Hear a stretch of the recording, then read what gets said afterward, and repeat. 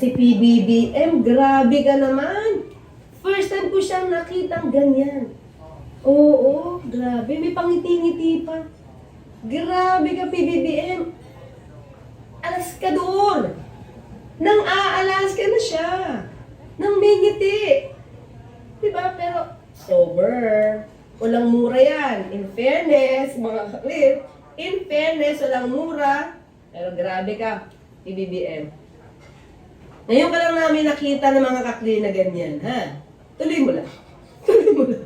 Ang nakakataka part na ganito, ilan na ba ang advisor ni Pangulong Marcos maliban sa mga sekretaris niya?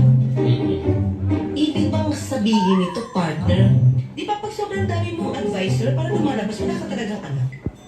Wala ka talagang anak. Diba?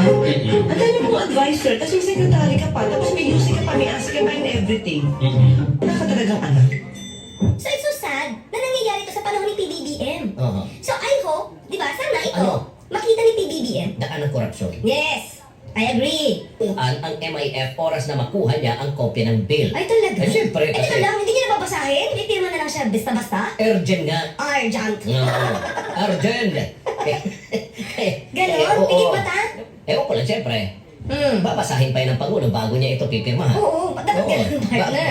Diba? Dapat basahin niya muna, di naman pagkabigay sa kanya, pirma na agad. Ano yun? Babasahin pa ba ito? Kasi urgent. Urgent nga. Ay, naku, partner, di ba? Pag binabasa natin itong mga news na to, Oo. bakit pa parang ang nangyayari ngayon, Oo. partner, especially itong sa mga lawmakers natin, parang sila yung nagiging lawbreaker. Mhm. Di ba? Lawmaker na lawbreaker. Di ba? Partner, doon pa lang sa pag-certify na urgent ito, hindi na ito naaayon sa Constitution. Mhm. Kasi mag-certify ka lang as urgent at pwede madaliin. Mm-mm. Kapag ka meron tayo, pag may public emergency, o yung kinakaharap mo na yung calamity.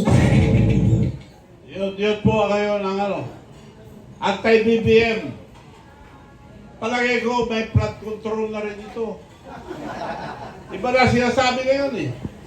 Oh, aniwanag ha, kung anong klaseng tao itong mga natira sa kanya.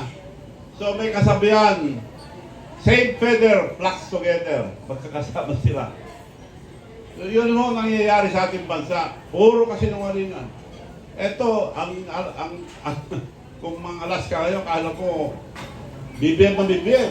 Pero binabanata na si BBM noon. So yun po ang Claire Castro. Mamamat